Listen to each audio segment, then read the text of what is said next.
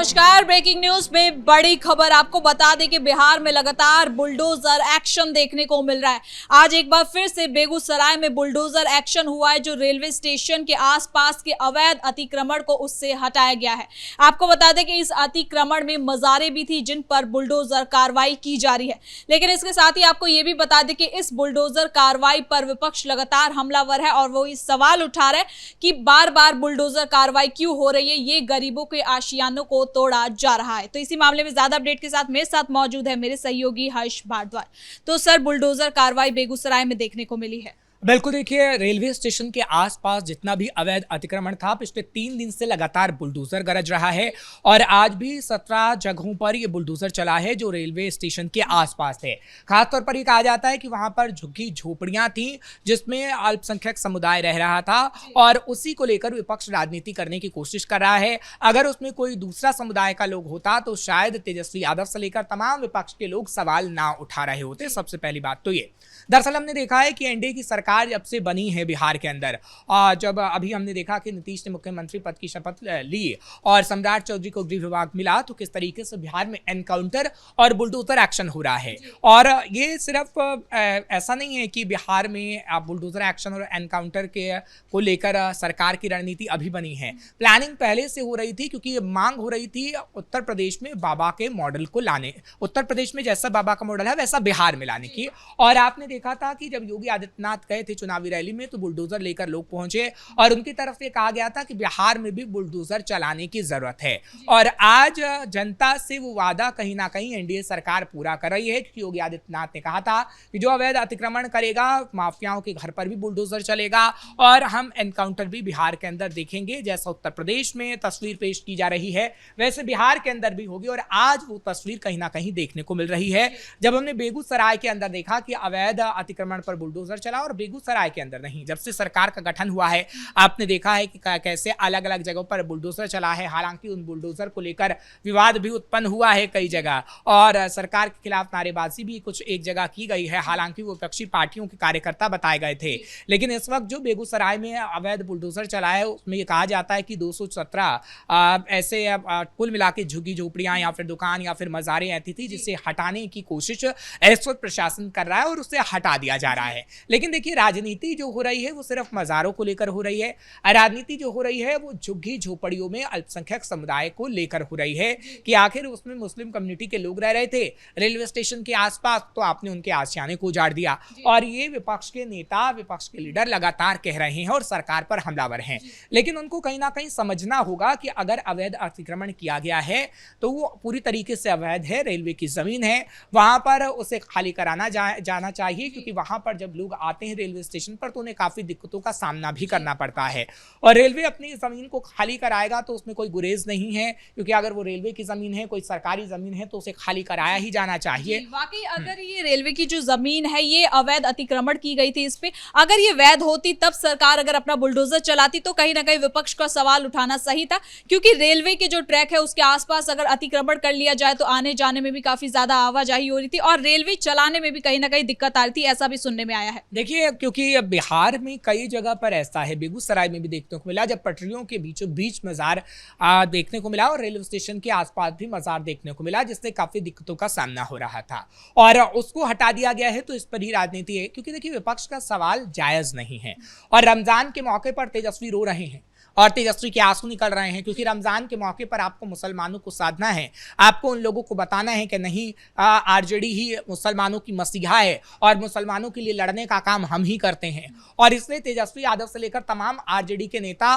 किस तरीके से बीजेपी पर हमलावर हैं वो तस्वीर हम देख रहे हैं। हालांकि लगातार 3 दिन से भी हम खबर बता रहे हैं, क्योंकि जो हिंदू सम्मेलन हुआ था, हिंदू सम्मेलन के बाद लगातार आरजेडी की तरफ से तंज कसा गया और ये बताया कि हिंदू मुस्लिम को कैसे बांटने की राजनीति हो रही है। और अब बुलडोजर एक्शन को लेकर यह हो रहा है कि बुलडोजर एक्शन इसलिए चलाया जा रहा है ताकि वहां पर मुसलमान हैं और उत्तर प्रदेश में जिस तरीके से मुसलमानों को प्रताड़ित किया जा रहा है वैसे बिहार के अंदर भी किया जाएगा। लेकिन कल ही आपने रामकृपाल यादव को सुना था और रामकृपाल यादव को लेकर जो हमने खबर बताई थी उनकी तरफ से कहा गया था कि ऐसा बिल्कुल भी नहीं है।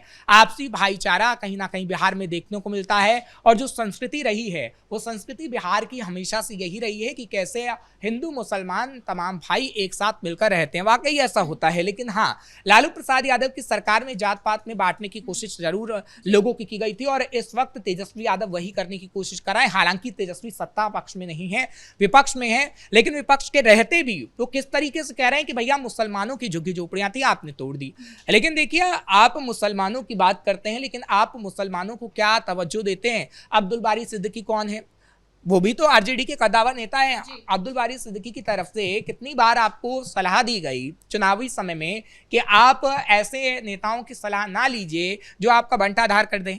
अब्दुल बारी सिद्दीकी लालू प्रसाद यादव के बेहद करीबी माने जाते हैं। अब्दुल बारी सिद्दीकी ने कहा कि आप मुझसे थोड़ी सलाह ले लीजिए, लेकिन तेजस्वी यादव माने नहीं। वो तो सबसे बड़ा चेहरा, मुस्लिम चेहरा थे, लालू प्रसाद यादव के साथ भी रहे और तेजस्वी यादव के साथ भी, लेकिन अब्दुल बारी सिद्दीकी को आपने जगह नहीं दी। मुस्लिम इतना बड़ा चेहरा जो आपकी की पार्टी में था, और फिर आप मुसलमानों की बात करते हैं। आप अपनी पार्टी में अब्दुल बारी सिद्दीकी जैसे लोगों को, जो आपको बताते हैं कि पार्टी की रणनीति बदलिए, जो आपको बताते हैं कि आपका भविष्य क्या हो सकता है, जो आपको बताते हैं कि हम मुसलमानों को लेकर आपकी रणनीति क्या होना चाहिए, उसके एवज में आप उनकी सुनते नहीं हैं और फिर सत्ता पक्ष पर आरोप लगाते हैं कि आप मुसलमानों की झुग्गी झोपड़ियों को तोड़ रहे हैं। तो सवाल बड़ा है, तेजस्वी को अपने गिरबान में झांकना होगा और कहीं ना कहीं सोचना होगा कि पहले अपने पार्टी के मुस्लिम नेताओं को वो तवज्जो दें, उसके बाद कहीं ना कहीं आम जनता जो मुसलमान है उसके लिए सवाल उठाएं। तो सर, तेजस्वी और आरजेडी इसलिए सवाल तो नहीं उठा रहे क्योंकि कुछ दिन पहले ही उन्होंने यह आरोप लगाया था कि अगर बिहार पूरी तरीके से बीजेपी राज्य हो जाता है तो कहीं ना कहीं बिहार में भी हिंदू मुस्लिम देखने को मिलेगा। इस एजेंडे को तेजस्वी हवा दे रहे हैं और लगातार इसलिए वो हिंदू मुस्लिम का एंगल उठा रहे हैं। बिल्कुल, यही कहीं ना कहीं तेजस्वी को डर लग रहा है, क्योंकि बीजेपी जहां सबसे बड़ी पार्टी बनी है, वहीं पर अब देख रहे हैं कि कई कयास लगाए जा रहे हैं कि कहीं बीजेपी का मुख्यमंत्री तो नहीं हो सकता है, जब से नीतीश कुमार ने राज्यसभा का नामांकन दाखिल किया है। और ऐसे कयासों को कहीं ना कहीं तेजस्वी यादव ने हवा दी है।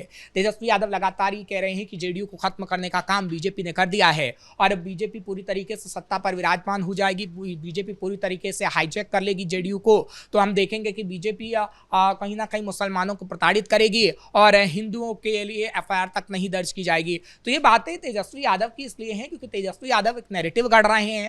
तेजस्वी यादव लोगों को जात पात में बांटने की कोशिश कर रहे हैं। तेजस्वी यादव मुसलमानों को ये बता रहे हैं कि नहीं, आरजेडी ने ही मुसलमानों के लिए सब कुछ किया है। और तो और एग्जाम्पल जो मैंने बताया उससे तो साफ लगता है, अब्दुल बारी सिद्दीकी जैसे लोगों को आप जगह नहीं देते, फिर मुसलमानों की बात करने का कोई मतलब आपका नहीं बनता है। और देखिए, जहां पर अवैध तरीके से कब्जा जमाया गया है वहां पर आपने देखा होगा, क्योंकि हमने जो मजार देखे बीचों बीच हैं और रेलवे स्टेशन के आसपास हैं, उनको हटाना कहीं ना कहीं जरूरी था, क्योंकि लोगों को तो दिक्कतों का सामना करना ही पड़ रहा था। क्योंकि सालों सालों से हमने देखा ना, राजनीति लगातार होती आई और इस पर किसी ने काम नहीं किया। लालू प्रसाद यादव की सरकार में किसी की जमीन पर कब्जा कर लिया जाता था, किस तरीके से माफिया कब्जा कर लेते थे। लालू प्रसाद यादव बस इजाजत दे रहे हैं कि जाइए आप कहीं पर भी कब्जा कर लीजिए। और आपने बॉर्डर इलाके में देखा है, बिहार के बॉर्डर इलाके में किस तरीके से मदरसों की स्थापना की गई है, किस तरीके से मस्जिदों की स्थापना की गई है।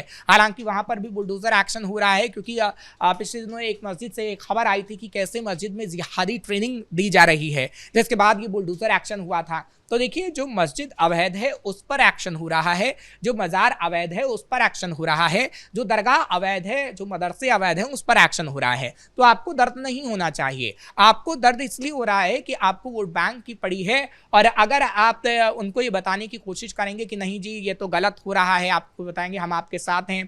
क्या तेजस्वी कभी मुस्लिमों के इलाके में जाकर उनके हालातों को समझते हैं? शायद नहीं। सिर्फ वो सोशल मीडिया पर बैठकर मुस्लिमों के लिए कहते हैं कि नहीं, आप प्रताड़ित करने का काम किया जा रहा है, आपकी मस्जिदें तोड़ी जा रही हैं, आपकी मज़ारें तोड़ी जा रही हैं। तो तेजस्वी यादव को समझना होगा कि कैसे तेजस्वी यादव को इस समय में सार्थक राजनीति करनी होगी, ऐसे में जब उनका करियर दांव पे लगा है, राजनीतिक करियर। हमने देखा कि किस तरीके से सत्ता पक्ष आरोप लगाता है कि आप 9वीं फेल हैं, फिर भी आप राजनीति में उतर आए हैं। लेकिन अगर आप 9वीं फेल हैं, राजनीति में उतर आए हैं, तो राजनीति भी तो आप सही तरीके की करिए। आप वो राजनीति भी सही तरीके की नहीं कर पा रहे हैं। देखिए, लालू प्रसाद यादव का जमाना कुछ और था। लालू प्रसाद यादव की सरकार में हमने देखा है कि कैसे माफियाओं का राज चलता था। उस वक्त सोशल मीडिया का जमाना नहीं था। और अगर हम बात करें तो बहुत परिस्थितियां बदल चुकी हैं। अब कुछ भी अगर होता है कि कहीं पर भी सोशल मीडिया का जमाना है, तुरंत सामने आ जाता है, उसकी सच्चाई भी बाहर दिखने लगती है। तो तेजस्वी यादव ये ना सोचें कि वो लोगों को मूर्ख बना लेंगे।